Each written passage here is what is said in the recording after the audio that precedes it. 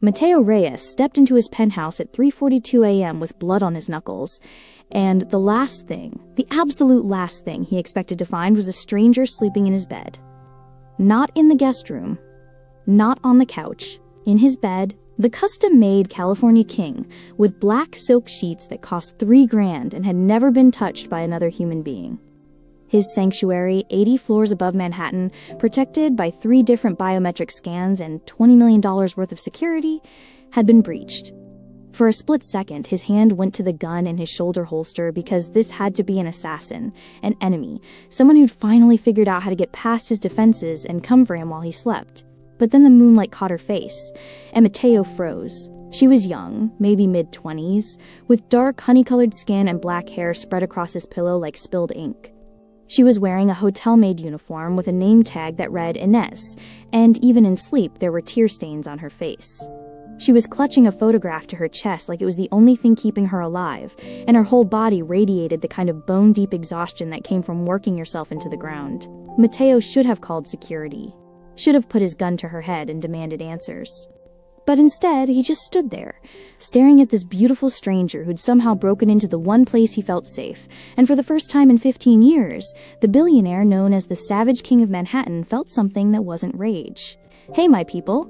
If you're already hooked by this wild story, do me a solid. Hit that subscribe button, smash the like, and drop a comment telling me where in the world you're watching from.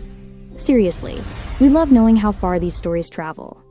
Now grab your popcorn and maybe some tissues, because what you're about to hear will make you question everything you think you know about broken people finding each other. If you've done that, let's begin. Now let's rewind about 6 hours, because to understand how Inez Delgado ended up sleeping in a billionaire's bed, you need to understand just how desperate her life had become.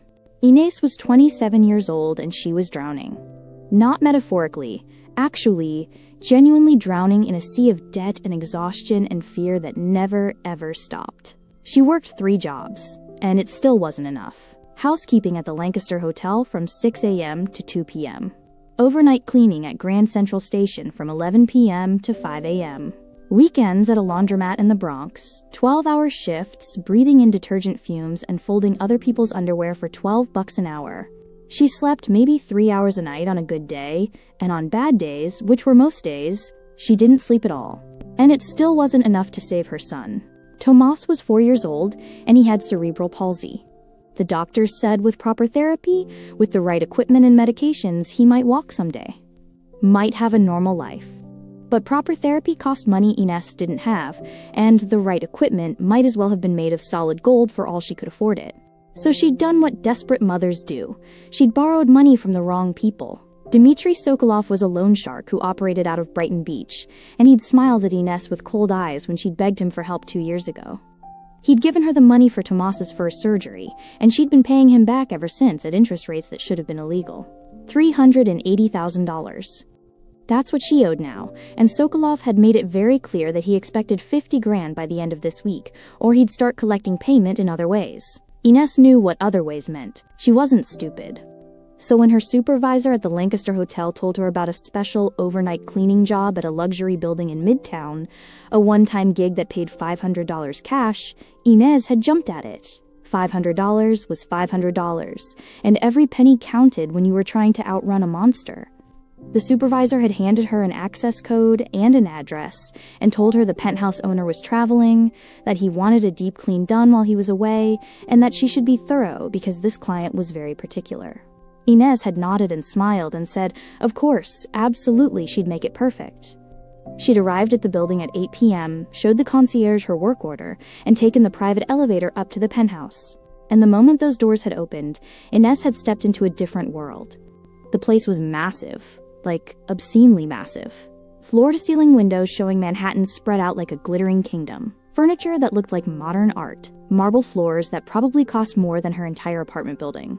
Everything was black and white and chrome. Cold and beautiful and untouched. Like a museum exhibit of how the other half lived.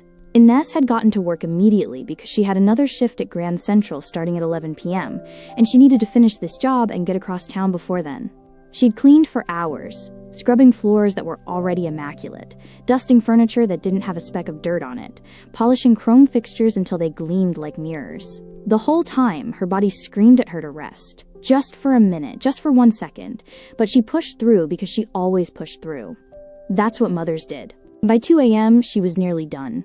The living room was perfect, the kitchen sparkled, the bathrooms looked like something out of a magazine. All that was left was the master bedroom. Ines had pushed open the door and stopped dead. The bedroom was stunning. Huge windows overlooking the city. A bed the size of her entire studio apartment, dressed in black silk sheets that looked softer than clouds. Everything was perfect and untouched and so beautiful.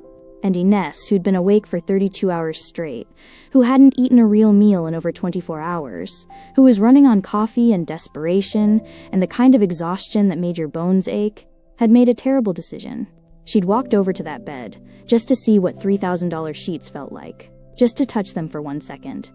Just to imagine what it would be like to sleep in a bed like this, instead of the lumpy mattress she shared with Tomas in their studio that smelled like mold and broken dreams. She'd sat down on the edge of the bed, just for a moment, just to rest her legs, and then she'd made an even worse decision. She'd laid back. Just for 30 seconds, just to close her eyes, just to pretend, for one brief moment, that she was someone else, someone whose life wasn't falling apart, someone who didn't have to choose between food and medicine, someone who could sleep without nightmares about loan sharks and hospital bills, and her baby asking why his legs didn't work like other kids' legs. Ines had pulled out the photograph she always carried in her uniform pocket. Tomas, smiling in his wheelchair, so brave and beautiful and perfect. And she'd held it to her chest like a talisman against all the darkness in her life. And then the exhaustion had crashed over her like a wave, and she was gone. She hadn't meant to fall asleep, hadn't meant to stay, hadn't meant to still be there when the owner came home. But that's exactly what happened. Mateo stood in his bedroom doorway at 3:42 a.m., staring at the sleeping woman in his bed, and his mind was racing through possibilities. This was a setup. Had to be. Someone had sent her here. Maybe a competitor trying to get leverage, maybe an enemy planting evidence, maybe something worse. Nobody just accidentally ended up in Mateo Reyes's penthouse. The security alone should have made that impossible. He pulled out his phone and called the one person he trusted. Victor Volkov answered on the first ring, his voice crisp and alert despite the ungodly hour. Because Victor never really slept. "Señor Reyes?" Victor said. "There's a woman in my bed," Mateo said quietly, his eyes never leaving Ines's sleeping form. A pause.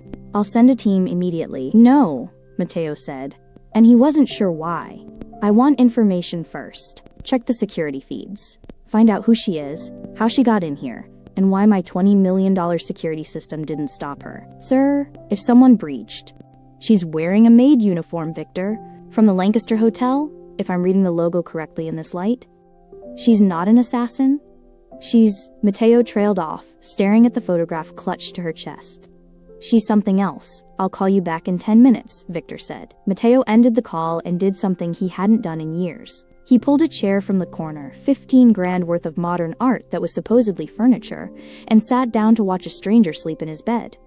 She was beautiful, even with exhaustion carved into her face. Even with the cheap uniform and the tear stains, she was stunning. Full lips slightly parted, long lashes against her cheeks. A small scar on her chin that somehow made her more real, more human. Mateo reached out without thinking, his bloody knuckles hovering inches from her face, wanting to touch. To confirm she was real, and not some hallucination brought on by too much violence and not enough sleep. He pulled his hand back. He hadn't touched another human being with tenderness in 15 years. He wouldn't start now. The phone vibrated. "Victor, right on schedule. Her name is Inés Delgado," Victor said without preamble. 27 years old. She's not on any threat databases. She works 3 jobs. Housekeeping at the Lancaster Hotel, overnight cleaning at Grand Central, and weekends at a laundromat in the Bronx. 3 jobs. Mateo looked at her exhausted face with new understanding. "How did she get in here?" Mateo asked. "That's where it gets complicated," Victor said, his voice taking on that careful tone he used when delivering bad news. "She didn't breach anything. She was sent here." Ice flooded Mateo's veins. "Explain." "The Lancaster Hotel has a contract with Elite Property Services, the company that manages your building. Apparently your penthouse was scheduled for a deep clean tonight. Someone put in a work order 3 weeks ago. I didn't authorize any cleaning, Mateo said. No, sir, but the work order has your digital signature on it. Mateo's hand tightened on the phone. Someone forged my signature and sent a hotel maid into my home? It appears so. Miss Delgado was told she was cleaning an empty penthouse for a wealthy client who was traveling. The building's concierge gave her access codes. She's been here for approximately 7 hours. 7 hours. This woman had been in his home for 7 hours, cleaning, working, alone. And then she'd collapsed. Where did she fall asleep? Mateo asked, though he already knew the answer. Security footage shows her finishing the living room around 2:30 a.m. Then she went into your bedroom. She stood in the doorway for maybe 3 minutes, just staring at the bed. Then she walked over, sat down on the edge, and... Victor paused. Sir, I think she was crying. Mateo looked at the tear stains on Inés's face. And then? Then she laid back. Just for a moment, I think. Just to rest. And she was asleep in seconds. She's been there for over an hour. An hour. While Mateo had been across town, making someone regret crossing the Reyes family, this woman had been here, crying herself to sleep in his bed. What else? Mateo asked, because Victor's tone said there was more. She has a son, 4 years old, named Tomás. The father's out of the picture. He was eliminated in a construction accident 2 years ago. No family, no support system. She's raising the boy alone. A son, no husband. 3 jobs. And still, somehow, tear stains on her face. There's more, Victor continued. The boy has cerebral palsy. He needs physical therapy 5 times a week, special equipment, medications. The medical bills are crushing her. She's $380,000 in debt to a loan shark named Dmitry Sokolov. Mateo's blood went cold. He knew that name. Dmitry Sokolov was a vicious bastard who operated in Brighton Beach, lending money at criminal interest rates and breaking people when they couldn't pay. How long until Sokolov comes collecting? Mateo asked. According to my sources, she has until the end of the week to come up with $50,000, or he starts taking payment in other ways, Victor said. And we both know what that means. Yeah, they both knew. Mateo looked at Inés sleeping in his bed, clutching that photograph like a lifeline, and felt something crack in his chest. Something that had been frozen solid for 15 years, ever since his father had shown him his mother's death video and then put a gun in his mouth. Pull up everything you can find on who ordered that cleaning service, Mateo said quietly. Someone wanted her in my home tonight. I want to know who and why. And the woman, sir? Victor asked. Mateo should send her away. Should have her escorted out, fired from the company, erased from his life before whatever this feeling was could take root and spread. But then Inés shifted in her sleep, murmuring something soft in Spanish. Tomás, mi amor, and the photograph slipped from her fingers onto the bed. Mateo stood and walked over, careful not to wake her. He picked up the photograph, and his breath caught. A little boy smiled up at him from the picture, maybe 3 or 4 years old, with the same honey-colored skin as his mother, the same dark hair. He was sitting in a wheelchair, but his smile was pure sunshine, pure joy, pure hope. And standing behind him, arms wrapped around him, face pressed to the top of his head, was Inés. Younger in the photo, less exhausted, but with the same fierce love shining in her eyes that could probably power the entire city. Something twisted in Mateo's chest. Something painful and raw and terrifying. He'd never been held like that. Never been loved like that. His mother had taken her last breath giving birth to him, and his father had spent 16 years making sure Mateo knew he'd ended her, that he was a curse, that the only thing he'd ever be good for was violence and destruction. And here was this woman who worked 3 jobs, who was drowning in debt, who was being hunted by a loan shark, and she still had the capacity to love her son with such fierce tenderness that it radiated from a damn photograph. Mateo placed the picture back on the bed, next to her open hand. Then he did something insane. He sat on the edge of the bed, inches from where she slept, and spoke softly in Spanish. I don't know who sent you here, Inés Delgado, he said. I don't know if this is an attack, a setup, or just the universe's sick sense of humor, but you've walked into something you don't understand. And by tomorrow, your life is going to change in ways you can't imagine. She slept on, oblivious, her breathing soft and even. I'm going to make you an offer, Mateo continued, speaking to her sleeping form, rehearsing words he'd never say if she were awake. An offer that will save your son and destroy you. Because that's what I do, Inés. I destroy everything I touch. My father made sure of that before he pulled the trigger. He stood and walked to the windows, looking out at Manhattan spread beneath him like a kingdom he'd conquered but could never truly own. Behind him, Inés slept in his bed, in his sanctuary, the first person in 15 years to breach the walls he'd built around himself. And Mateo knew, with a certainty that terrified him, that everything was about to change. Because for the first time since he was 16 years old, standing over his father's body with blood splattered on his face and emptiness in his chest, Mateo Reyes felt something. And that something was going to either save him or finish what his father started. Inés woke to sunlight and the scent of coffee, and for one beautiful, blissful moment, she thought she was dreaming. She was so warm, so comfortable, wrapped in fabric softer than anything she'd ever felt in her entire life. Her body didn't ache. Her back didn't scream. She felt like she was floating on clouds. Then reality crashed down like a sledgehammer, and Inés's eyes snapped open. This wasn't her bed. Wasn't her apartment. Wasn't the lumpy mattress she shared with Tomas in their studio in the Bronx, where the heat barely worked, and the neighbors fought at 2 a.m. every single night. Inés shot upright, her heart hammering so hard she thought it might actually burst through her chest, and took in her surroundings with mounting, absolute horror.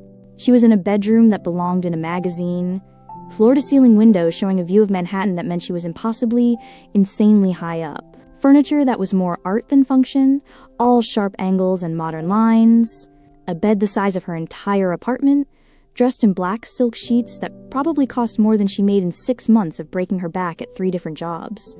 And sitting in a chair near the windows, watching her with eyes like black diamonds, was the most dangerous-looking man Inés had ever seen. He was tall. Even sitting down, she could tell he was well over 6 feet. Broad shoulders and a white dress shirt with the sleeves rolled up to his elbows, revealing muscular forearms, and Inés's breath caught in her throat. Were those scabs on his knuckles? Fresh ones, dark and angry-looking. Like he'd punched something recently. Or someone. His face was all sharp angles and hard edges, strong jaw covered in dark stubble that was almost a beard, cheekbones that could cut glass, skin the color of aged mahogany, smooth and perfect. Black hair swept back from his forehead, a little too long, a little wild. And eyes, Dios mío, those eyes, that pinned her in place with an intensity that made her forget how to breathe properly. He was holding a cup of coffee in one large hand, and he was watching her like a predator watches prey. Patient. Calculating. Deadly. Buenos dias, he said, and his voice was a low rumble that seemed to vibrate through her chest and settle somewhere dangerous. Did you sleep well in my bed? Inés's throat went completely dry. She tried to speak, couldn't form words, tried again. Dios mío, I'm so sorry. I didn't mean to.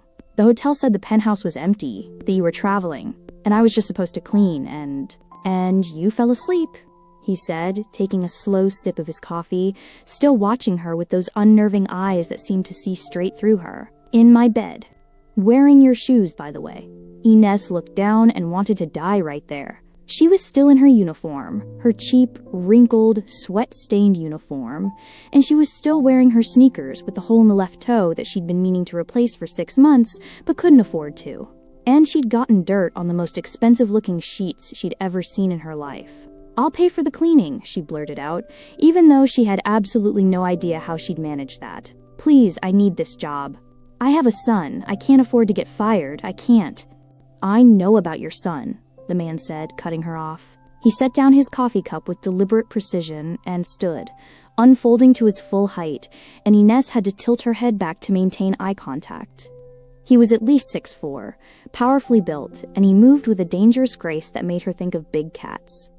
Jaguars, panthers, things that hunted in the dark. Tomas, age 4, cerebral palsy, needs physical therapy 5 times a week. The blood drained from Inés's face so fast she felt dizzy. How do you know? I also know about Dmitry Sokolov, he continued, and his voice went even colder, like ice forming over deep water. I know you owe him $380,000. I know he's coming to collect $50,000 by Friday, which is, he glanced at an expensive watch on his wrist, in exactly 4 days. And I know exactly what he'll do to you when you can't pay. Inés couldn't breathe. This stranger, this terrifying, beautiful stranger, knew everything. Her debts, her son, her nightmare, all of it. Who are you? she whispered. Mateo Reyes. The name hit her like a physical blow, like someone had punched her in the stomach and knocked all the air from her lungs. Everyone in New York knew that name. Mateo Reyes, the billionaire real estate mogul who'd built an empire by the time he was 34. The man who bought struggling buildings and turned them into luxury properties, displacing thousands of families without a second thought. The man rumored to have ties to organized crime, though nothing was ever proven in court. The man the tabloids called the Savage King of Manhattan because of his ruthless business practices and his complete, total lack of mercy for anyone who got in his way. And Inés had fallen asleep in his bed like some kind of idiot. "I'm going to be sick," she said. And she meant it. Her stomach was churning, her head was spinning, and she was pretty sure she was about to pass out. "No, you're not," Mateo said firmly. He walked to a side table and picked up a second cup of coffee. Had he been waiting for her to wake up? And held it out to her. "Drink this. We need to talk, and I need you conscious and clear-headed for this conversation." Inés took the cup with shaking hands. Not because she wanted it, but because she didn't know what else to do. She was trapped in a billionaire's penthouse, 80 floors above the street, with no clear memory of how she'd even gotten here, and this man knew things about her life that made her feel completely exposed and vulnerable. She took a sip. The coffee was perfect, rich and sweet, with just a hint of cinnamon. Exactly how she liked it. The coffee she made herself from dollar store grounds tasted like dirty water compared to this. "How do you take your coffee?" she heard herself ask, then immediately wanted to slap herself. What did it matter how a billionaire took his coffee? Why was that the question coming out of her mouth? But Mateo's lips twitched, and for a second, it almost looked like he might smile. "I pay attention, Inés. I saw the sugar packets in your uniform pocket earlier. 3 of them, all from different places. 2 from diners, 1 from a gas station. I guessed you liked it sweet." He'd noticed the sugar packets. He'd made her coffee exactly how she liked it. He'd been paying attention to details about her while she slept. This was somehow more terrifying than his earlier coldness. Mateo returned to his chair and sat, studying her with that same intense focus that made her feel like a specimen under a microscope. "Someone sent you here last night. Someone forged my signature on a work order and arranged for you specifically to clean this penthouse. Do you know who?" Inés shook her head quickly. "The hotel just told me I had an overnight cleaning job at a luxury building in Midtown. They said the client was traveling and wanted it done while he was gone. That's all I knew." "Do you have enemies, Inés?" Mateo asked, leaning forward slightly. "Someone who would want to put you in a compromising position like this?" "I'm a single mother working 3 jobs, Inés said, and the words came out sharper than she intended, but fear was rapidly turning into anger. "I don't have time for enemies. I don't have time for anything except work and taking care of my son and trying to survive." 32 hours, Mateo said quietly. Inés blinked. "What?" "The security footage shows you arriving here at 8 p.m. yesterday. You told the concierge you'd been awake since 10 a.m. the previous day. That's 32 hours straight. When did you last eat something substantial? I don't see how that's any of your—" "When, Inés?" His voice cut through her deflection like a knife. "Yesterday morning," she admitted quietly. "A protein bar before my shift at the laundromat. It's 9 a.m. now. That was over 24 hours ago." Mateo stood abruptly and walked toward the door with purpose. "Stay here." "I need to leave," Inés said, panic rising in her chest. "I need to get to the hospital to see Tomas before my shift at—" "You don't have a shift anymore," Mateo said, pausing at the door. He turned to look at her, and there was something cold and calculated in his eyes. "I bought the Lancaster Hotel an hour ago. You're fired." Inés's world tilted sideways. "You, what?" "And the cleaning service at Grand Central," he continued, his voice matter-of-fact, like he was discussing the weather. "Also fired. The laundromat, however, I'm letting you keep. For now. You can't just— Why would you?" Inés couldn't form a coherent sentence. This man had just destroyed 2/3 of her income in the span of an hour. 2/3 of how she fed her son, paid for his medications, kept a roof over their heads. "Because in approximately 30 seconds, I'm going to make you an offer," Mateo said calmly, watching her with those predator eyes. "And I need you desperate enough to say yes." The cruelty of it, the calculated, clinical, deliberate cruelty, took Inés's breath away and made her chest tight with rage. "I already said no," she spat out, even though he hadn't made the offer yet. "Whatever sick thing you want from me, the answer is no." Mateo smiled, and it was not a kind smile. It was the smile of a shark circling wounded prey. "You haven't heard the offer yet, Princessa." He left the room, and Inés sat there shaking with anger and fear and confusion. She should run, should grab her things and get out of here before this psychopath did something worse. but her legs wouldn't move, and anyway, where would she go? Back to her studio apartment, where Dmitry Sokolov's men knew exactly where to find her? Mateo returned 3 minutes later carrying a tray, and the smell that came with him made Anis's stomach clench with desperate, painful hunger. On the tray was a plate with scrambled eggs, crispy bacon, buttered toast, fresh fruit that looked like it came from some fancy market. Another cup of coffee, orange juice in crystal that probably cost more than her monthly rent. He set it on the bed in front of her like an offering. "Eat," he commanded. "I'm not hungry," Inés lied, even though her stomach was practically screaming. "You're starving," Mateo said. "Eat." Inés wanted to refuse out of sheer spite, wanted to throw the food in his face and tell him exactly where he could shove his breakfast. But the smell was overwhelming, and she genuinely couldn't remember the last time she'd had a real meal. Not a protein bar, not vending machine crackers, but actual food. She picked up a piece of bacon and took a bite. It was perfect. Everything on the plate was perfect. The eggs were fluffy and seasoned just right, the toast was warm and buttery, the fruit was fresh and sweet. She ate while Mateo watched, and the whole thing felt surreal and wrong. A billionaire she'd never met before this moment was watching her eat breakfast in his bed like it was the most normal thing in the world. When she'd finished half the plate, couldn't manage more because her stomach had shrunk from not eating regularly, Mateo spoke again. "I'm going to pay off Dmitry Sokolov, all $380,000. Inés choked on her orange juice, coughing and sputtering. "I'm also going to pay for Tomas's medical care for the next 5 years, Mateo continued calmly, like he was discussing stock prices. "All of it. Therapy, medications, equipment, specialists. Whatever he needs." This wasn't happening. This couldn't be happening. People didn't just offer millions of dollars to strangers. "And I'm going to give you a salary of $300,000 a year." Inés set down the orange juice before she dropped it, and shattered expensive crystal all over expensive sheets. What's the catch? Because there was always a catch. Men like Mateo Reyes didn't just give away millions of dollars without wanting something in return. Something dark, something twisted. "You move in here, with Tomas," Mateo said, leaning forward with his elbows on his knees. "This penthouse has 5 bedrooms. You and your son take 2 of them. You live here, under my roof, for 1 year.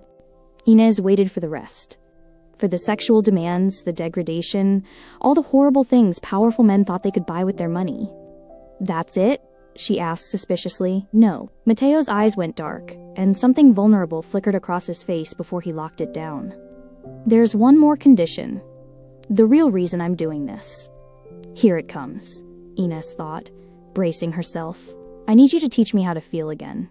Of all the things Inés had expected him to say, of all the disgusting, degrading demands she'd prepared herself to refuse, that wasn't even on the list. "What?" she said. Mateo stood and walked to the windows, turning his back to her, and his shoulders were tense. 15 years ago, my father put a gun in his mouth and pulled the trigger. Before he did it, he made me watch my mother's death on video.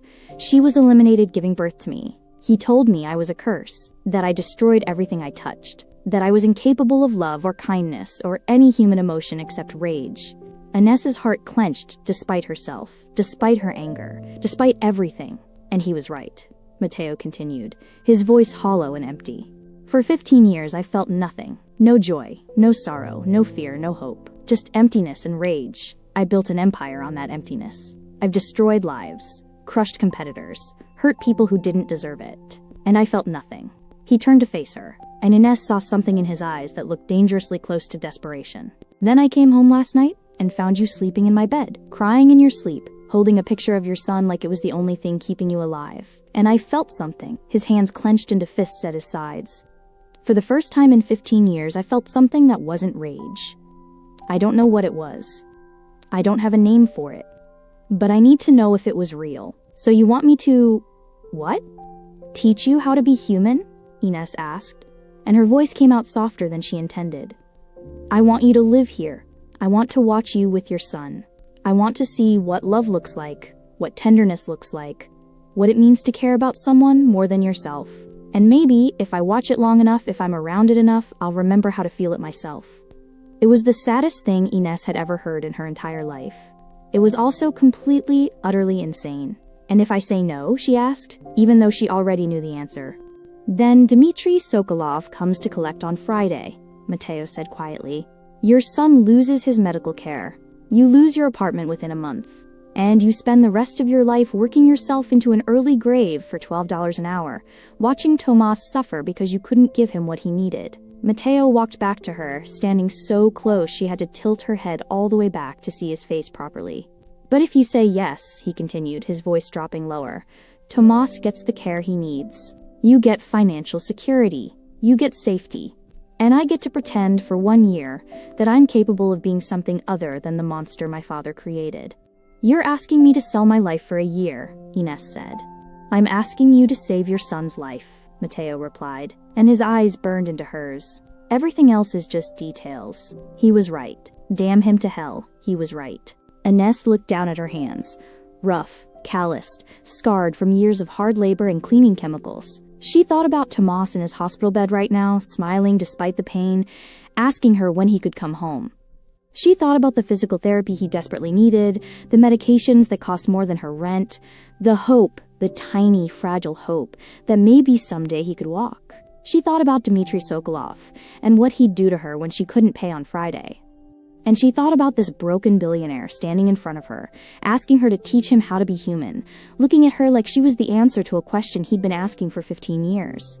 1 year, she said finally, her voice steady even though her hands were shaking. And you never touch my son. You never hurt him, never scare him, never use him against me. Not ever. Agreed, Mateo said immediately. And I can leave at any time if I feel unsafe. No questions asked, no consequences. Agreed? And you get therapy, real therapy, from a professional, Ines added firmly. Because I can't fix you, Mateo. I'm not a therapist. I can only show you what love looks like. The rest has to come from you and someone who actually knows what they're doing. Something flickered in his eyes. Respect, maybe. Or surprise that she was making demands instead of just accepting. Agreed, he said. Ines stood from the bed, squaring her shoulders, meeting his eyes directly, even though he towered over her. Then yes, I'll do it. Mateo exhaled, and she could swear she saw relief wash over his face. You won't regret this, he said. But Ines was already regretting it, because she could see the hunger in his eyes, not sexual hunger, but something deeper, more desperate, more dangerous. The hunger of a man who'd been starving for human connection for so long he'd forgotten what it tasted like. The hunger of someone who'd been empty for 15 years and thought maybe, just maybe, she could fill that emptiness. And Ines knew, with absolute certainty that settled in her bones like ice, that teaching Mateo Reyes how to feel again was going to break both of them. But she thought about Tomas's smile, and she said yes anyway.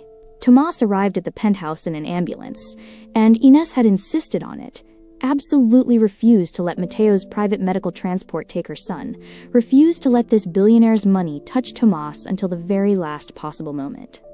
It was a small rebellion, a tiny way of maintaining control over something when everything else in her life was spinning completely out of her grasp. Mateo had said nothing when she'd told him, just nodded once and made the arrangements, and somehow that silent acceptance was more unsettling than if he'd argued with her.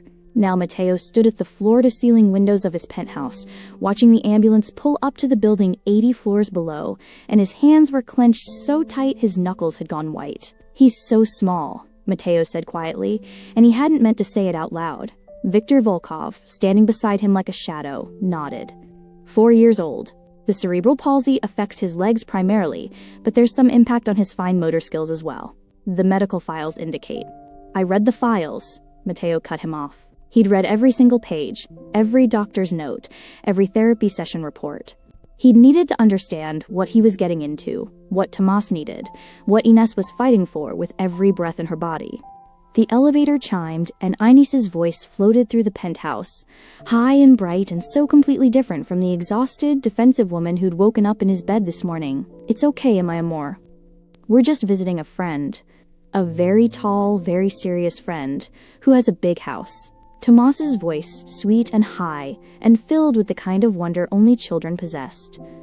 Como un castillo? Sí, exactly like a castle, baby. They appeared in the doorway, and Mateo forgot how to breathe properly. Ines was pushing a wheelchair, and sitting in it was the most beautiful child Mateo had ever seen. Dark curls like his mother's, wild and untamed. Honey-colored skin that seemed to glow in the afternoon light. Eyes that were too large for his thin face, but filled with so much joy, so much light, so much pure happiness, that it actually hurt to look at him. He was wearing a worn Captain America t-shirt that had clearly been washed 1,000 times, and jeans that were a little too big, held up with a belt. His legs were thin, twisted slightly at the knees, the muscles clearly underdeveloped. But his smile, Dios. His smile was pure sunshine, pure hope, pure everything good in the world that Mateo had forgotten existed. Hola, Tomas said shyly, looking up at Mateo with those huge, trusting eyes. ¿Eres tú el rey del castillo? Are you the king of the castle? Mateo didn't know how to answer that. Didn't know how to talk to children. Hadn't been around a child since he was one himself, since before his father destroyed everything innocent in him. His tongue felt thick in his mouth, his mind completely blank. But Ines was watching him with a warning in her eyes that was crystal clear. Don't you dare hurt my baby. Don't you dare say the wrong thing. So Mateo crouched down slowly, carefully, bringing himself to Tomas's eye level. Sigh, he said quietly, his voice rougher than he intended. I suppose I am. And that makes you the prince, doesn't it? Tomas giggled. Actually giggled. And the sound was like bells, like music, like something Mateo had never heard before. No soy un príncipe. Soy un superhero. He pointed to his Captain America shirt with pride. I'm going to walk someday. Like Captain America. The doctors say I can if I work really hard at my therapy. Something cracked in Mateo's chest. Something painful and sharp. This child. This tiny, fragile child with twisted legs and arms so thin Mateo could probably circle them with one hand, believed he could be a superhero. Believed he could walk. Believed in miracles. Then you will be, Mateo said. And he meant it with every fiber of his being. We'll make sure you have everything you need to train properly. Every superhero needs proper training, right? Tomas's eyes went impossibly wide, filling with a hope so bright it was almost blinding. Really? You mean it? Really, Mateo said firmly. Ines made a small sound, half sob, half laugh. And when Mateo glanced up at her, he saw tears streaming down her face. But she was smiling, and it transformed her completely.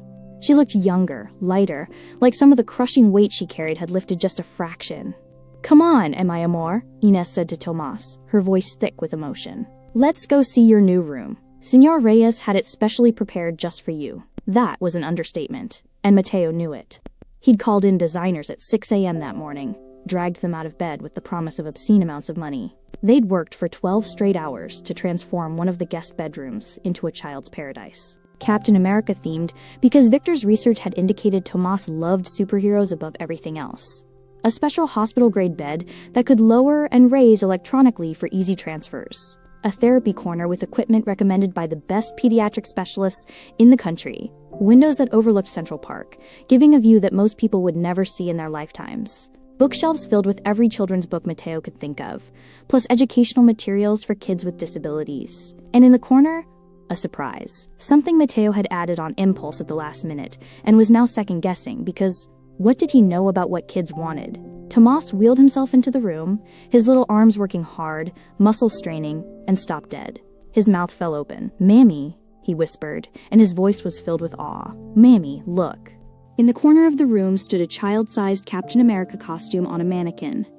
Not some cheap Halloween costume made of thin polyester that would rip after one wearing, but a real one, custom-made by a Hollywood costume designer, with actual flexible armor plating and a functional shield that was lightweight enough for a child to hold. When you're strong enough to wear it, Mateo said from the doorway, keeping his distance because he didn't want to intrude on this moment. It's yours. When you can stand on your own, even for just a few seconds, you can put it on. Tomas turned to look at him, and there were tears streaming down his small face, cutting tracks through his cheeks. For me? This is really for me? Really for you, pequeño príncipe. And then something happened that Mateo was completely unprepared for. Tomas launched himself out of his wheelchair, something Inés clearly hadn't expected either because she gasped and lunged forward, but the boy didn't fall. He caught himself on the edge of the bed with his thin arms, muscles shaking with effort, and then he was crawling across the floor toward Mateo. Mateo froze. The boy was coming toward him, arms outstretched, and Mateo had absolutely no idea what to do. His heart was hammering in his chest, his hands were shaking, and every instinct he had was screaming at him to step back, to maintain distance, to not let this child get close enough to touch him. But then Tomas reached him and wrapped his small arms around Mateo's leg in the tightest hug his weak muscles could manage. Gracias? Tomas whispered against Mateo's knee, his voice muffled and thick with emotion. Gracias, Señor Rey. "You're my hero." Matteo stood utterly still, completely frozen, this tiny child clinging to him like Matteo was something precious and good and worth holding on to. And he felt something break apart inside his chest, something that had been frozen solid for 15 years, something that hurt so badly he couldn't breathe properly. His hands were shaking violently as he reached down and awkwardly, carefully, patted Tomas's back with one hand. The boy was so small, so fragile. Matteo could hurt him without even trying. "You're welcome, pequeño principe," Matteo managed to say, and his voice came out rough and broken. When he looked up, Inés was crying openly now, one hand pressed to her mouth, and she was staring at him like she was seeing him for the first time. Like maybe he wasn't just a monster after all. And Matteo realized, with dawning horror that settled in his stomach like ice water, that he'd made a terrible, catastrophic mistake. He'd thought he could watch this woman and her son from a safe distance. Could observe their love like a scientist observing an experiment through protective glass. Could learn about human emotion without actually feeling it, without letting it touch him, without letting it destroy him the way his father had promised it would. But looking at Inés's tears, at Tomas's joy, at the absolute trust in this child's eyes as he hugged a stranger's leg, Matteo understood the truth with perfect, terrible clarity. He was already feeling it. It was already destroying him. And there was no going back. Later that night, after Tomas had been fed and bathed and put to bed in his new room, after Inés had read him 3 stories and sung him 2 songs and kissed his forehead a dozen times, Matteo found her standing at the windows of the living room, staring out at Manhattan like she was trying to memorize the view. "He's asleep," Inés said without turning around. Took him forever to settle down because he was so excited about the room and the costume and everything. He kept asking if this was real, or if he was dreaming. "It's real," Matteo said quietly, maintaining distance between them because he didn't trust himself to get too close. "Why are you doing this?" Inés turned to face him, and her eyes were red from crying but sharp with suspicion. "And don't give me that line about wanting to learn how to feel again. Nobody gives away millions of dollars just to watch someone else be happy." Matteo walked to the bar and poured himself 3 fingers of whiskey, the expensive stuff, 60 years old, worth more than most people made in a year. He downed it in one swallow and poured another. "My father used to tell me a story," he said, staring into the amber liquid. "Every night before bed, from the time I was old enough to understand words. He'd tell me about the day my mother died, giving birth to me. He'd describe it in detail. The blood, the screaming, the way she looked at him one last time before the light went out of her eyes. He had it on video. Made me watch it on my 10th birthday." Inés made a small, horrified sound. "He told me I was a curse," Matteo continued, his voice flat and emotionless because that was the only way he could get through this. "That I destroyed everything I touched, that I killed the only person who ever loved him, and that if I ever tried to love anyone, I'd destroy them too. So he trained me, made me hard, made me ruthless, made me into something that couldn't feel, couldn't love, couldn't be anything except what he needed me to be. That's not training," Inés said, her voice shaking with anger. "That's abuse. That's torture. When I was 16, he put a gun in his mouth and pulled the trigger while I watched," Matteo said. "His last words to me were, 'Prove me wrong.' And I've spent 15 years trying to do exactly that by becoming exactly what he said I'd be, a monster who destroys everything he touches." He finally looked at her, and Inés was staring at him with tears streaming down her face. "Then I came home and found you in my bed," Matteo said quietly. "And for the first time in 15 years, I felt something that wasn't rage or emptiness. I felt, I don't even know what to call it. Curiosity, hope, fear, all of it at once, maybe. And then I saw that picture of you and Tomas. And I saw what love actually looks like, and I realized I've never experienced that. Not once in my entire life. So you bought us," Inés said. But there was less accusation in her voice now, and more sadness. "I made you an offer you couldn't refuse," Matteo corrected. "There's a difference. You chose to say yes, because you love your son more than you hate this situation. That's what love does. It makes you sacrifice yourself for someone else. And what do you get out of this?" Inés asked. "Really?" Matteo set down his glass and walked toward her slowly, carefully, like approaching a wild animal that might bolt. "I get to see if my father was right. If I'm really incapable of feeling anything except rage. If I'm really just a curse that destroys everything I touch. Or if maybe," his voice cracked, "if maybe there's something human left in me."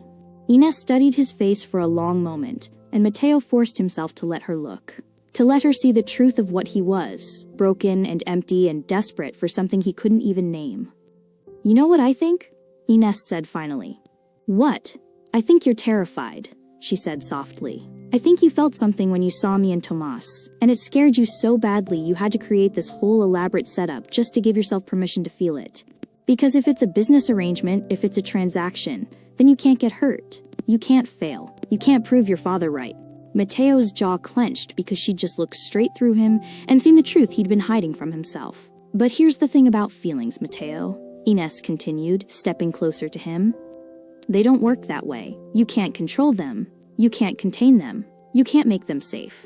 They're messy and unpredictable, and they hurt like hell sometimes. And if you want to learn how to feel again, you're gonna have to accept that. I know, Mateo said, and his voice came out barely above a whisper.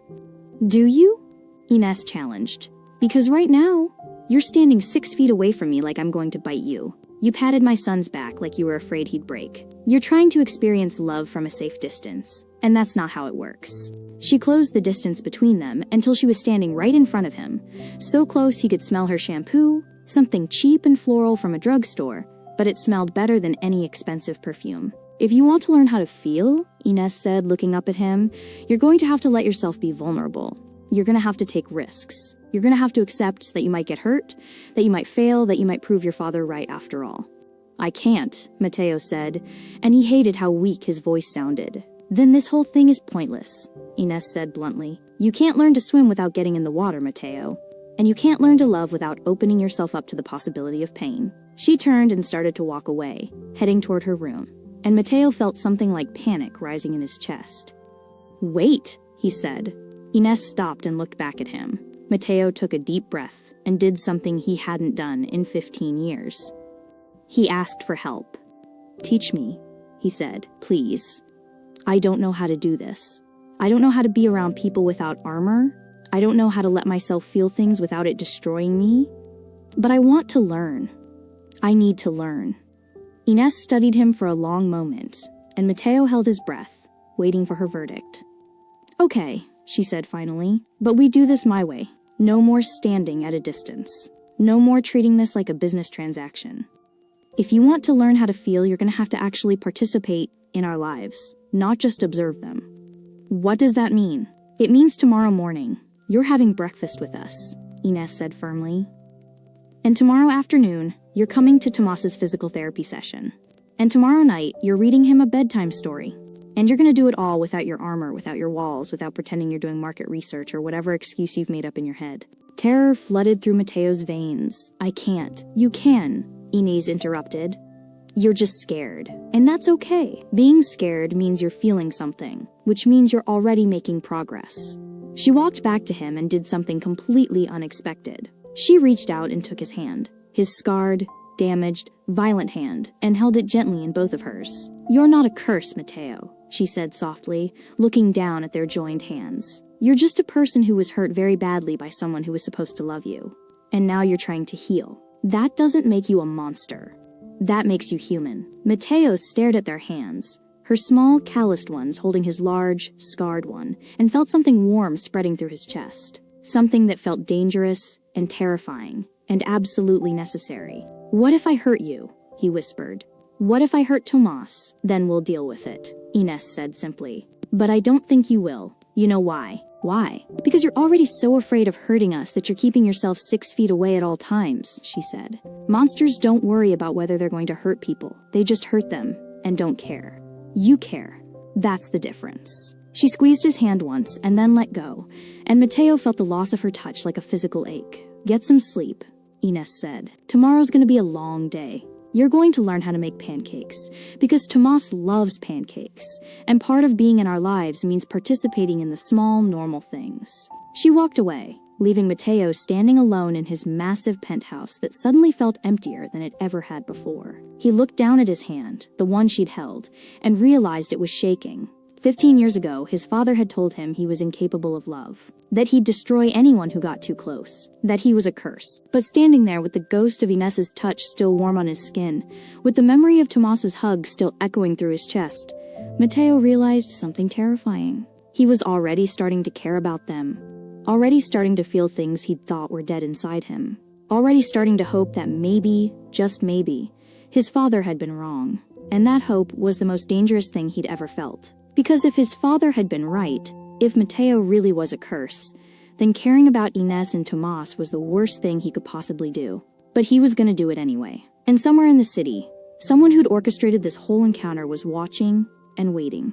Because Mateo still didn't know who'd forged that work order and sent Inés into his life. But he was gonna find out. And when he did, there would be hell to pay. Mateo burned the pancakes. Not just a little bit. He completely destroyed them, turning what should have been fluffy golden circles into charred discs that looked like they'd survived a house fire. The smoke alarm went off at 7:15 a.m., shrieking through the penthouse like a banshee, and Mateo stood in his state-of-the-art kitchen that had cost more than most people's houses, holding a spatula and feeling like a complete idiot. Okay, so maybe we start with something easier, Inés said, appearing in the doorway in pajama pants and an oversized t-shirt, her hair pulled back in a messy ponytail. She was trying not to laugh. Mateo could see it in the way her lips twitched, but she was failing miserably. I've negotiated billion-dollar deals, Mateo said, glaring at the ruined pancakes. I've built an empire. I've survived 3 assassination attempts. But apparently I can't make breakfast food designed for children. That's because billion-dollar deals don't require patience or gentleness, Inés said, walking over and taking the spatula from his hand. Their fingers brushed, and Mateo felt that now-familiar jolt of something warm and dangerous shoot through his chest. Pancakes do. You have to wait for the bubbles to form, you have to flip them gently, you have to pay attention to what they need, instead of forcing them to do what you want. She was talking about pancakes, but Mateo had the distinct impression she was talking about something else entirely. Show me, he said. Inés raised an eyebrow. You want me to teach the savage king of Manhattan how to make pancakes? That's what you said yesterday. Small, normal things. This is a small, normal thing. Mateo crossed his arms. Unless you were lying about wanting me to participate. I wasn't lying, Inés said, and something in her voice had shifted. Less defensive, more open. Okay, watch carefully, because I'm only showing you once. She wasn't, of course. She showed him 3 times, standing so close he could feel the warmth radiating from her body, guiding his hands with hers, teaching him the exact moment to flip, the precise amount of batter to pour. And by the 4th pancake, Mateo managed to produce something that was actually edible. See? Inés said, and her smile was genuine and bright and did something catastrophic to Mateo's carefully controlled composure. You're not hopeless. You're just out of practice at being human. Before Mateo could respond to that devastating observation, Tomás wheeled himself into the kitchen, rubbing sleep from his eyes. He was wearing Captain America pajamas that Mateo had ordered yesterday, along with an entire wardrobe because Victor's research indicated the boy only had 4 outfits total. Buenos dias, Tomás said sleepily. Then his eyes went wide. Are those pancakes? Real pancakes? Real pancakes, Inés confirmed, her whole face lighting up, and Señor Reyes made them himself. Tomás looked at Mateo with something like awe. You made them? For me? For both of you, Mateo said, and his voice came out rougher than intended. Apparently, I need to learn how to make breakfast. They ate together at the kitchen island. Not in the formal dining room with its table that seated 16, but right there in the kitchen like a normal family. Tomás chattered constantly about his dreams, about Captain America, about how excited he was for physical therapy later, and Inés laughed at her son's enthusiasm and occasionally wiped syrup off his chin.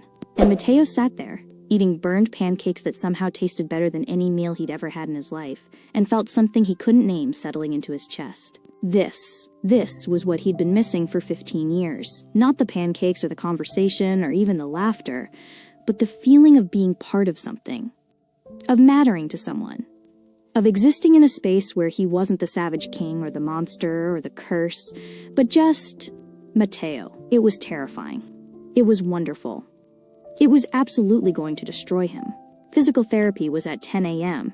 at a specialized clinic on the Upper East Side, and Mateo insisted on driving them himself. Inés had argued, said they could take a car service, that he didn't need to waste his time, but Mateo had been firm. You said I needed to participate, he reminded her. This is participating. Now he sat in the observation area while Tomás worked with his physical therapist, a kind-faced woman named Dr. Sarah Chen, who'd been treating the boy for 2 years. Inés sat beside Mateo, close enough that their shoulders almost touched, and they both watched through the glass as Dr. Chen guided Tomás through exercises designed to strengthen his legs. He's improved so much in the last 6 months, Dr. Chen had told them before the session started. But he needs consistent therapy, 5 times a week minimum, plus the right equipment at home. The exercises we're doing now are just maintaining his current level. To actually make progress, to give him a real shot at walking someday, we'd need to implement a more aggressive treatment plan. What kind of treatment plan? Mateo had asked. Dr. Chen had pulled out a folder thick with documentation. There's a new procedure, a combination of intensive physical therapy, possible surgery to lengthen his tendons, and a specialized brace system. It's expensive and time-consuming, but the success rate for kids with Tomas's specific condition is around 70%. 70% chance he could walk independently by the time he's 7 or 8.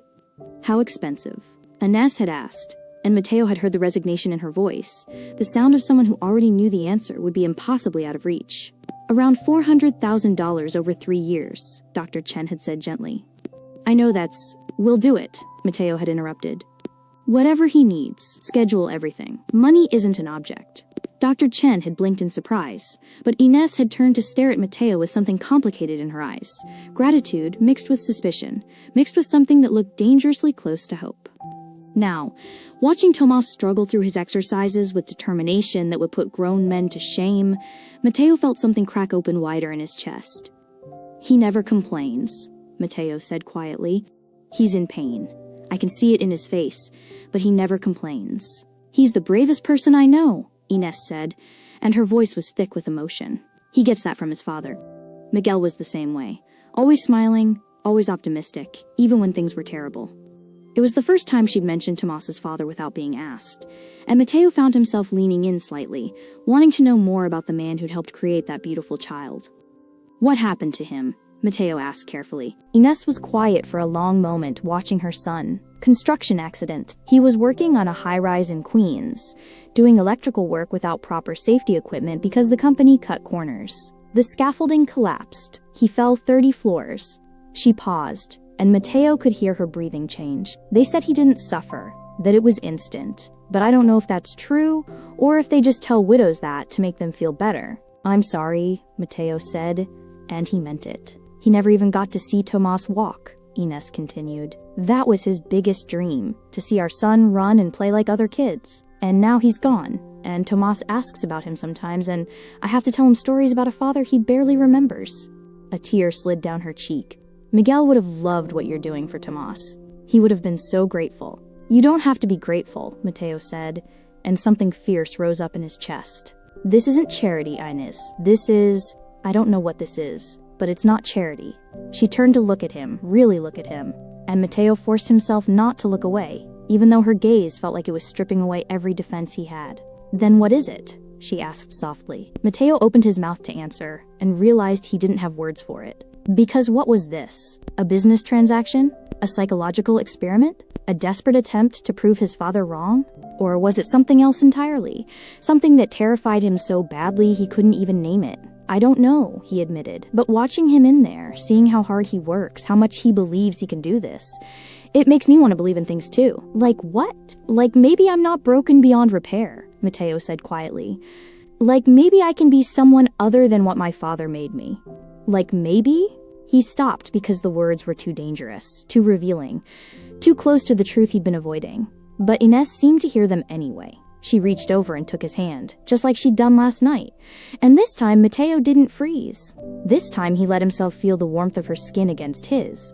Let himself acknowledge how much he needed this simple human contact. You're not broken, Ines said firmly. You're healing. There's a difference. Inside the therapy room, Tomas managed to stand with support for 10 full seconds, a new record, and the joy on his face was so pure, so absolute, that Mateo felt something warm and painful spreading through his chest like wildfire. This was what love looked like, this fierce, protective, overwhelming feeling that made you want to move mountains for someone else. This was what his father had told him he'd never feel, never understand, never be capable of experiencing. And his father had been wrong. The realization hit Mateo like a physical blow, stealing his breath and making his vision blur. His father had been wrong. Mateo wasn't incapable of feeling. He'd just been so traumatized, so carefully taught to suppress everything human in himself, that he'd forgotten how. But it was still there, buried deep, frozen solid, but not dead. Not gone, just waiting for the right person to come along and start the thaw. And apparently that person was a 27-year-old hotel maid with a 4-year-old son and more strength in her little finger than Mateo had in his entire body. "Thank you," Mateo said, and his voice came out rough and broken. "For what?" Inez asked. "For saying yes. For giving me a chance. For not running away when you realized how damaged I am." Inez squeezed his hand. "We're all damaged, Mateo. Some of us just hide it better than others." They got back to the penthouse at 2 p.m., and Tomas was exhausted from therapy, but happy, chattering about how Dr. Chen said he was making progress, how maybe in a few months he could try the new treatment, how someday he'd walk, just like Captain America. Inez got him settled in his room for a nap, and Mateo retreated to his office because he had calls to make, emails to answer, an empire to run. But for the first time in his entire career, work felt like a burden instead of a refuge. He was sitting at his desk, staring at a contract he couldn't focus on, when Victor appeared in the doorway. "Sir, we have a problem," Victor said, and his tone made Mateo's blood run cold. "What kind of problem?" "I found out who forged your signature and arranged for Miss Delgado to be sent here," Victor said. He placed a folder on Mateo's desk. "You're not going to like it." Mateo opened the folder and felt the world tilt sideways. The work order had been placed by someone with access to Mateo's digital signature, someone inside his own organization. And the person who'd authorized it was Marcus Reyes, Mateo's cousin, his business partner, the only family he had left in the world. Why would Marcus do this? Mateo asked, though his mind was already racing through possibilities, none of them good. "I did some digging," Victor said carefully. "Marcus has been making some questionable financial moves lately. Large cash withdrawals, meetings with people who have connections to organized crime, phone calls to offshore accounts. I think he's planning something." "Planning what?" "A takeover, possibly. If he could find leverage against you, something to make you look unstable or compromised, he could move against you. Take control of the company." Mateo's jaw clenched, and he thought sending a desperate single mother into my home would give him that leverage. "I think he was hoping for a scandal," Victor said. "Pictures of you with a much younger woman, maybe accusations of impropriety, something to damage your reputation and make the board question your judgment. What he didn't count on was you actually caring about her and her son." Caring. There was that word again, and it hit Mateo like a punch to the gut because it was true. He cared about Inez and Tomas. Cared about them in a way that was dangerous and reckless and completely contrary to everything he'd built his life around. "What's his next move?" Mateo asked. "Unknown. But sir, you need to be careful. If Marcus realizes his plan backfired, he might escalate.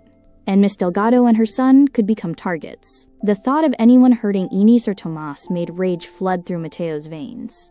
The old, familiar rage that had sustained him for 15 years. But this time it was different. This time it wasn't empty. This time it was protective, fierce, and absolutely focused. "Double security on the penthouse," Mateo said coldly. "Put surveillance on Marcus.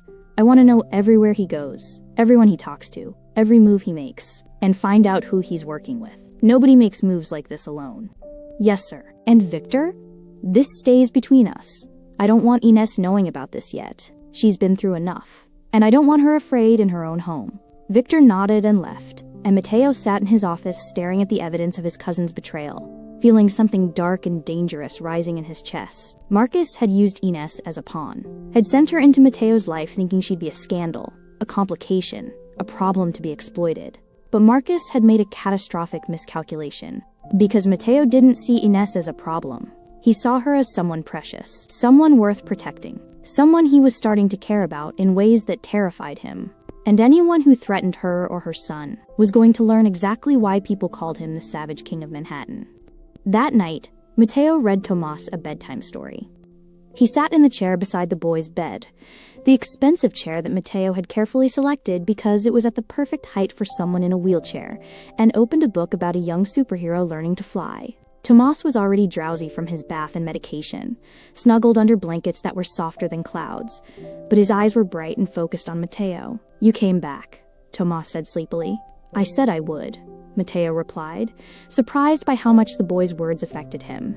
"Mammy says people don't always do what they say," Tomas said with the brutal honesty of children. "But you did. That means you're a good person." Mateo's throat tightened. "I'm not a good person, pequeño."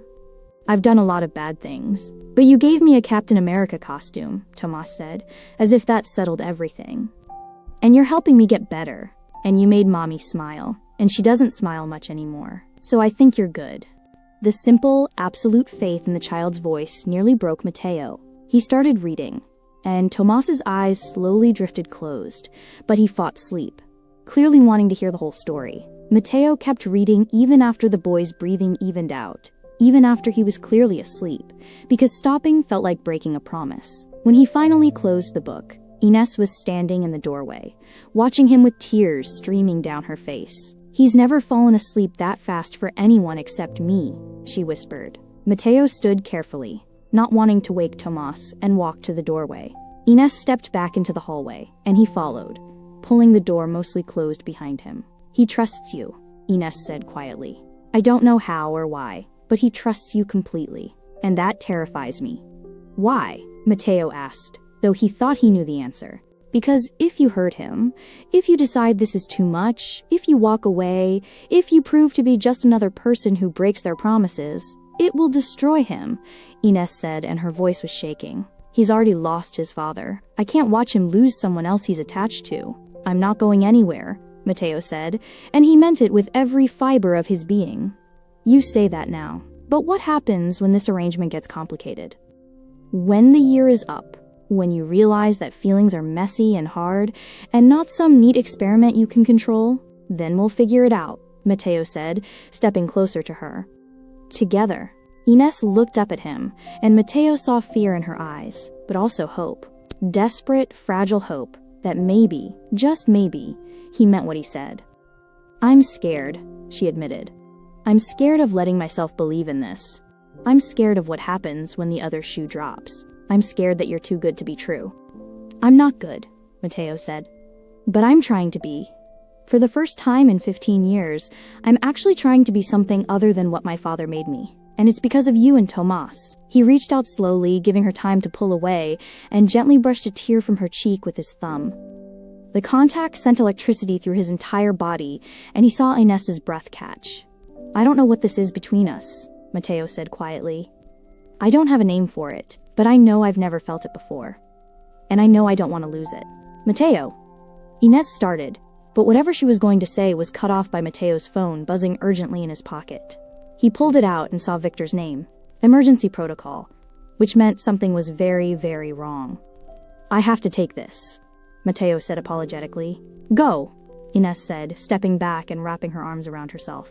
"I should get to bed anyway." Mateo watched her walk away, then answered the phone. "We have a situation," Victor said without preamble. "Marcus just met with Dmitry Sokolov." Mateo's blood turned to ice. "The loan shark?" "The same. They met at a restaurant in Brighton Beach an hour ago. Our surveillance caught them on camera. They were discussing Miss Delgado." "What about her?" "We couldn't get audio, but based on lip reading and body language, Marcus was asking about her debt. About leverage. About ways to pressure her." Mateo's hand tightened on the phone so hard the screen cracked. "He's going after Ines." "It appears so. Sir, I think Marcus is planning to use Sokolov to threaten Miss Delgado. Maybe force her to do something that would compromise you. Create a scandal. Gather evidence of wrongdoing, something he can use to take control of the company." Rage flooded through Mateo. Pure, white-hot rage that made his vision narrow and his hands shake. Marcus had crossed a line, had gone after someone Mateo cared about, had threatened an innocent woman and her child in his quest for power, and that was unforgivable. "Find Marcus," Mateo said coldly. "Bring him to the warehouse in Red Hook, and get Sokolov too. I want them both there in 2 hours." "Sir, if you're planning—" "I'm planning to have a conversation," Mateo interrupted, and his voice was deadly calm. "A very thorough, very convincing conversation about what happens to people who threaten what's mine." He ended the call and stood in the hallway, breathing hard, trying to control the rage that was threatening to consume him. This was what his father had trained him for. This was where the monster came out. This was where Mateo Reyes stopped being the man trying to heal and became the savage king who destroyed his enemies. But this time was different. This time, he wasn't destroying someone out of emptiness or rage or because it was good business. This time, he was protecting someone he cared about, and that made him far more dangerous than he'd ever been before. The warehouse in Red Hook smelled like rust and old blood, and Mateo stood in the center of it at 11 p.m., feeling like he was standing at a crossroads between two versions of himself. On one side was the man he'd been for 15 years, the savage king who solved problems with violence and intimidation, who crushed anyone who threatened him, who felt nothing except rage and emptiness, the monster his father had created. On the other side was the man he'd been for the past 3 days, the man who made pancakes and read bedtime stories, who felt his chest crack open when a 4-year-old boy hugged his leg, who was learning that feelings weren't weaknesses but the only thing that made life worth living. And right now, both versions of himself wanted the same thing, to protect Inés and Tomás from the men who'd tried to use them as pawns. Marcus Reyes was tied to a chair in front of him, and Dmitry Sokolov was tied to another chair 5 feet away. Victor and 3 of his men stood in the shadows, silent witnesses to whatever was about to happen. Marcus was bleeding from his nose. He tried to run when Victor's team grabbed him, but his eyes were defiant. "You can't do this, Mateo. I'm family. I'm your business partner. People will ask questions." "People ask questions all the time," Mateo said calmly, walking a slow circle around his cousin. "And I always have answers. The question is, what answer will I give them about you?" "This is insane," Marcus spat. "You're losing your mind over some hotel maid and her crippled kid. Is that really what you've become? Weak? Sentimental?" Mateo stopped walking and crouched down to Marcus's eye level. "Tell me why you did it. Why you forged my signature and sent Inés to my penthouse. Why you're meeting with loan sharks and planning a takeover. I want to hear you say it." Marcus's jaw clenched, but after a moment, he seemed to realize lying wasn't going to help him. "Because you're not fit to run this company anymore. You're 34 years old, and you've never had a real relationship, never let anyone close, never shown an ounce of humanity. The board is starting to question your judgment. They're worried you're becoming unstable. So you decided to make me look unstable by creating a scandal?" "I decided to give you a test," Marcus said. "I thought if I put a desperate woman in your path, someone young and beautiful and vulnerable, you'd either exploit her or ignore her. Either way, I'd have ammunition. Either you'd be the predator the media loves to destroy, or you'd be the cold bastard who threw her out on the street. I could use either scenario to convince the board you needed to be removed. But I didn't do either of those things," Mateo said quietly. "No, you did something worse," Marcus said, and there was genuine confusion in his voice. "You helped her. You brought her and her kid into your home. You're paying for medical treatments and playing house like some kind of domestic fantasy. It's pathetic, Mateo. You're not a family man. You're not capable of love. You're exactly what Uncle Roberto said you were, a curse that destroys everything it touches." The words hit Mateo like bullets, but this time they didn't wound the way they used to. Because Mateo had spent the last 3 days learning that his father had been wrong about almost everything. "You're right about one thing," Mateo said, standing up. "I'm not the same man I was a week ago. But that doesn't make me weak, Marcus. It makes me dangerous in ways you can't understand." He turned to Dmitry Sokolov, who'd been watching this exchange with cold, calculating eyes. The loan shark was a big man, 6'3", maybe 250, with the kind of muscle that came from actual violence rather than gyms. His face was scarred, his knuckles were tattooed, and he had the look of someone who'd done terrible things and would do them again without hesitation. "And you," Mateo said to Sokolov. "You've been bleeding Inés Delgado dry for 2 years. $380,000 at what, 40% interest? 50? Business is business," Sokolov said in a thick Russian accent. "She came to me. She needed money. I provided it. Not my fault she can't pay. Except you knew she'd never be able to pay," Mateo said. "You prey on desperate people and trap them in debt cycles they can't escape. And when they can't pay, you collect in other ways." Sokolov shrugged. "Like I said, business." Mateo felt rage rising in his chest, but it was different from the empty rage he'd felt for 15 years. This rage was focused, purposeful, protective. This rage had a reason beyond just destruction. "Here's what's going to happen," Mateo said, his voice deadly calm. "Marcus, you're going to sign over your shares in the company to me. All of them. You're going to resign from the board. And you're going to disappear. I don't care where, but somewhere far enough away that you never have to see my face again." "And if I refuse?" Marcus asked. "Then I release evidence of your embezzlement to the FBI," Mateo said. "Victor found it while investigating you. Nearly $2 million siphoned from company accounts over the past 3 years. You thought you were clever, hiding it in offshore accounts, but you weren't clever enough." Marcus's face went white. "You're bluffing." "Victor," Mateo said without taking his eyes off his cousin. Victor stepped forward and handed Marcus a tablet. On it was a detailed forensic accounting report showing every transaction, every transfer, every dollar Marcus had stolen. Your choice, Mateo said. Sign the papers and walk away, or spend the next 20 years in federal prison. Either way, you're done threatening the people I care about. Marcus stared at the evidence for a long moment, and Mateo watched the fight drain out of him. He thought he could outmaneuver Mateo, thought he could exploit what he perceived as weakness. But he'd forgotten that Mateo had spent 15 years becoming very, very good at destroying his enemies. Fine, Marcus said bitterly. I'll sign. Good, Mateo said. He turned back to Sokolov. As for you, Inés Delgado's debt is paid, all of it. You'll receive a wire transfer for the full amount tomorrow morning, plus an additional $50,000 for your trouble. Sokolov's eyes narrowed.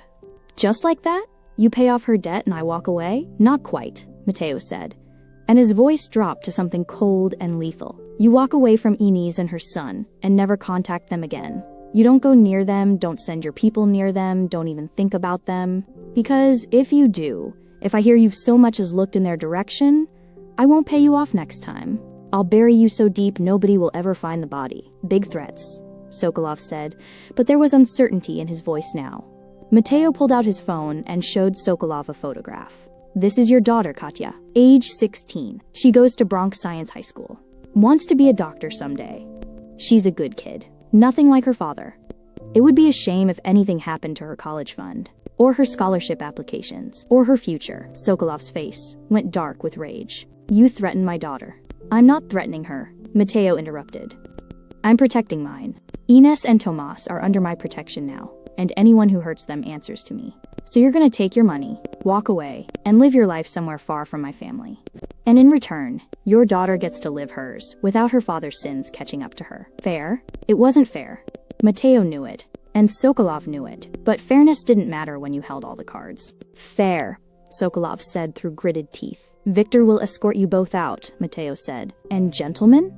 If either of you ever speak about what happened here tonight, or about Inés and Tomas, or about me, if you even breathe their names, the deals are off and the consequences will be severe. Understood? Both men nodded, and Victor's team moved to untie them and lead them out of the warehouse. Mateo stood alone in the empty space, his hands shaking with adrenaline and rage, and something that felt dangerously close to triumph. He'd done it. He'd protected Inés and Tomas without becoming the monster he'd feared he'd become. He'd been ruthless and calculating and absolutely merciless, but he'd done it for the right reasons. He'd done it because he cared. His phone buzzed. A text from Inés. Where are you? Tomas had a nightmare and he's asking for you. Mateo stared at the text, and something warm flooded through his chest, washing away the lingering rage and leaving something softer, something that felt like purpose. Tomas was asking for him. A 4-year-old boy who barely knew him was having nightmares and wanted Mateo specifically to make it better.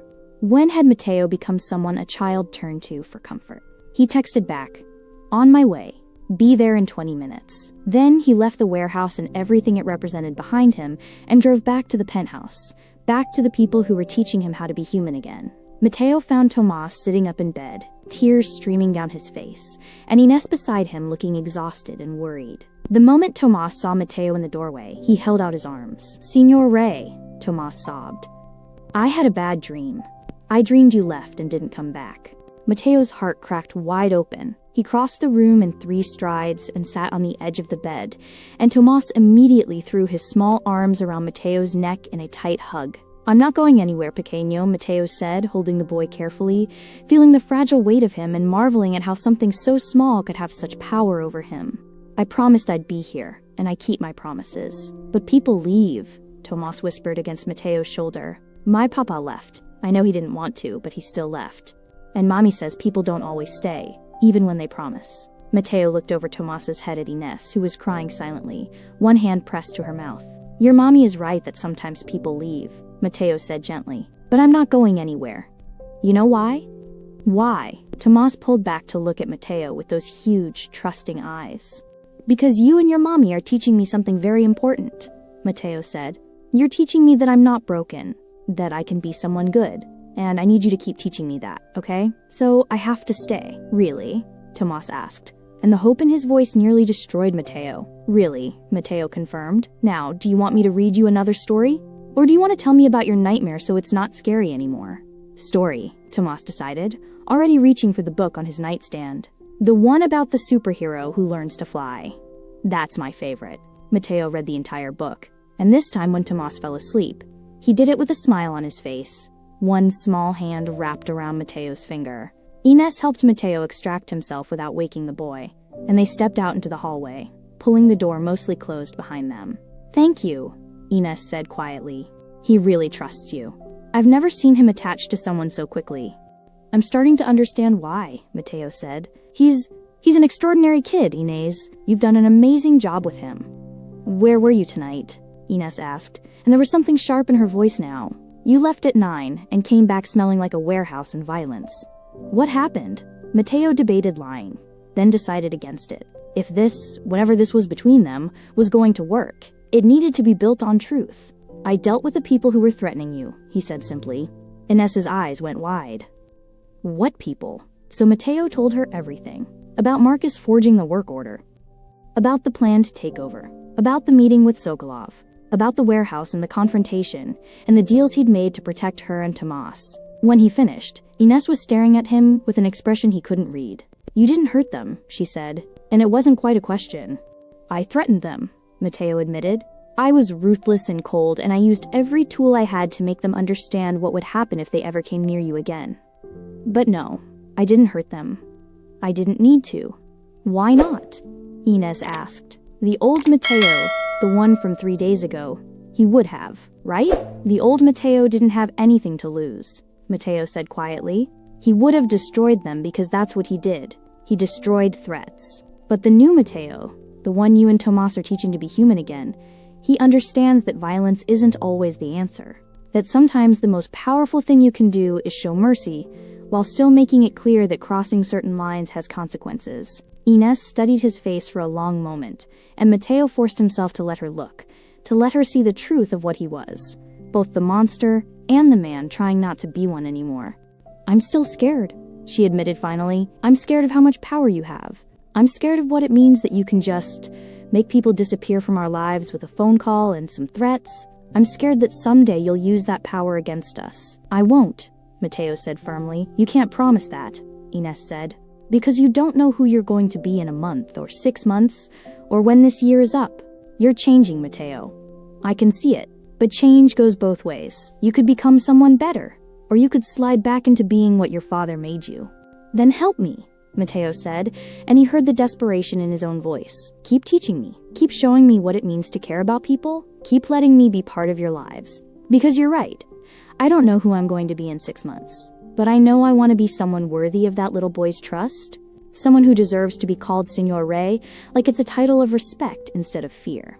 Ines's eyes were shining with tears. You're already that person, Mateo. You just don't see it yet. Then help me see it, Mateo said. Ines stepped closer to him. Close enough that he could see the exact shade of brown in her eyes, could count the freckles on her nose, could feel the warmth radiating from her body. Okay, she said softly. But you have to promise me something. Anything. Promise me that if this gets too hard, if you start to feel yourself slipping back into old patterns, you'll talk to me instead of shutting me out. Promise me you'll fight to stay the person you're becoming instead of retreating to the person you were. I promise, Mateo said, and he meant it with everything in him.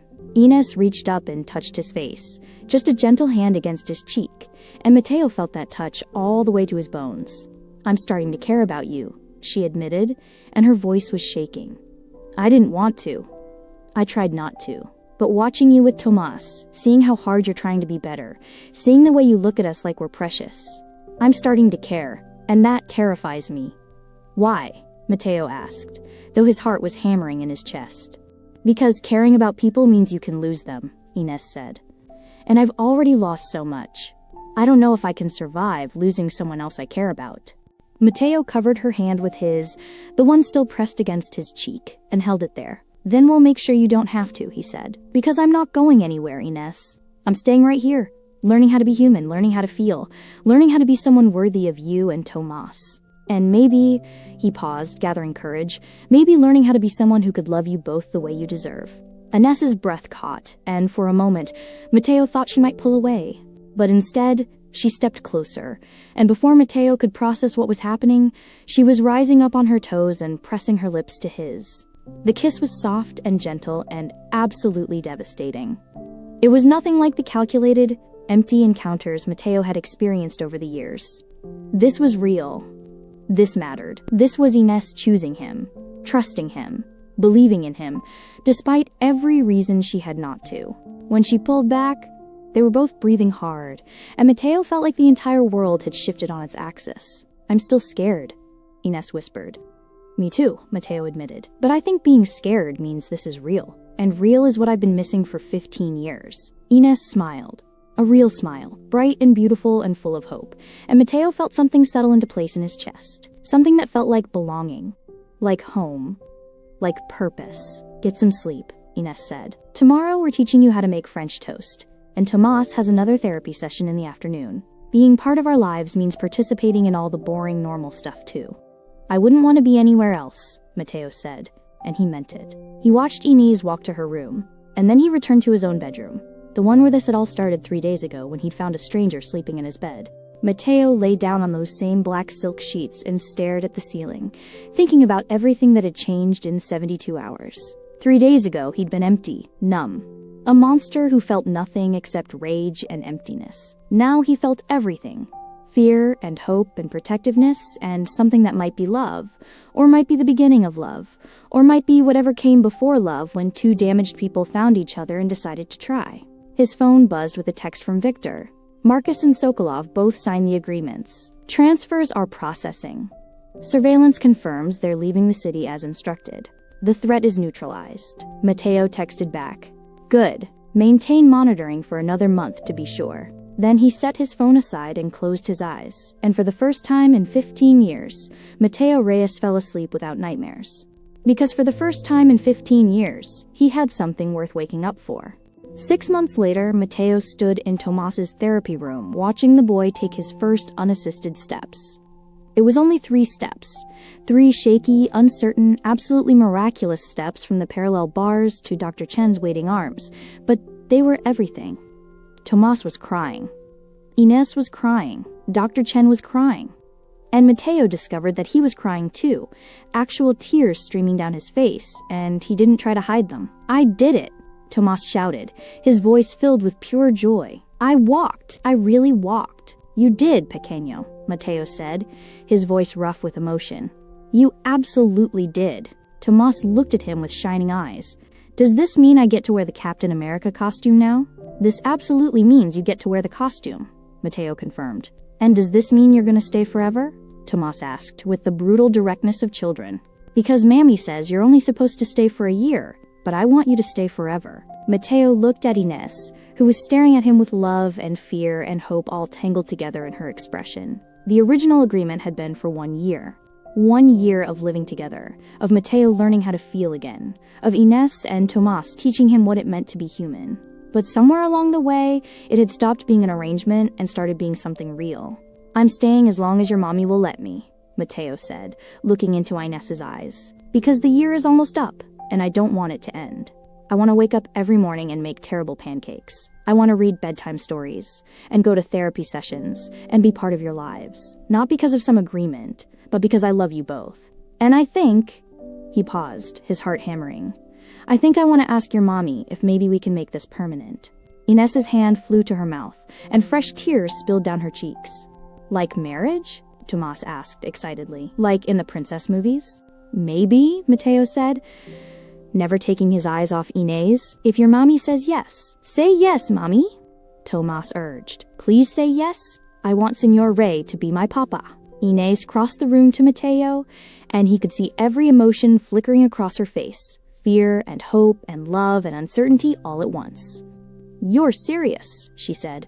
"You actually want to marry me." "I want to spend the rest of my life learning how to be the man you and Tomas taught me I could be," Matteo said. "I want to watch Tomas grow up and take his first unassisted steps every day for the rest of my life. I want to love you the way you deserve to be loved, fiercely and completely and without reservation. I want to prove that my father was wrong about me, and the only way I can do that is by staying and fighting for this every single day." "What if you slide back?" Inez asked. "What if the monster comes back?" Then you'll pull me back, Matteo said simply, the same way you've been doing for the past 6 months. And I'll keep going to therapy, keep working on myself, keep fighting to be better, because you and Tomas are worth fighting for. Ines looked at her son, who was practically vibrating with excitement, and then back at Matteo. Ask me properly, she said. Matteo didn't have a ring, didn't have a plan, didn't have anything, except the absolute certainty that this woman and her son had saved his life. So he dropped to one knee right there in the therapy room, in front of doctors and staff and patients, and took Ines's hand in his. Ines Delgado, he said, will you marry me? Will you let me spend the rest of my life trying to be worthy of you and your son? Will you trust me to be the man you've taught me I can be? Yes, Ines said, and she was laughing and crying at the same time. Yes, you absolute disaster of a man. Yes. Tomas cheered, and Dr. Chen started clapping, and Matteo stood up and pulled Ines into his arms and kissed her like she was oxygen and he'd been drowning for 15 years. Because he had been drowning, and she'd saved him. Later, when they got home to the penthouse that was now truly home and not just a sanctuary, when Tomas was asleep in his bed wearing his Captain America costume because he'd insisted, when Matteo and Ines were curled together on the couch watching the city lights, Matteo spoke quietly. I never thanked you, he said. For what? Ines asked, snuggled against his chest. For falling asleep in my bed 6 months ago, Matteo said. For being desperate enough to say yes to my insane offer. For teaching me that my father was wrong about everything. For showing me that I'm not a curse. I was just cursed by someone who should have loved me and didn't. You're not a curse, Ines said firmly. You're a blessing. My blessing. Our blessing. Matteo held her tighter and looked out at Manhattan, the kingdom he'd built on emptiness and rage, the empire that had meant everything and nothing all at once. It still belonged to him, but now it meant something different. Now it wasn't just power and control. It was security for the family he was building. It was resources to help Tomas walk. It was the foundation for a life that mattered because it was built on love instead of destruction. Matteo Reyes had spent 15 years believing he was a monster. But Ines and Tomas had taught him the truth. He'd never been a monster. He'd just been a deeply wounded man who'd forgotten how to be human. And now, finally, he was learning. One pancake at a time. One bedtime story at a time. One small step at a time. Until someday, maybe, he'd be the man his father had told him he could never be. Someone capable of love. Someone worthy of being loved in return. Someone who proved that curses could be broken, and monsters could be redeemed, and even the emptiest hearts could learn to feel again. If they just found the right person to teach them how.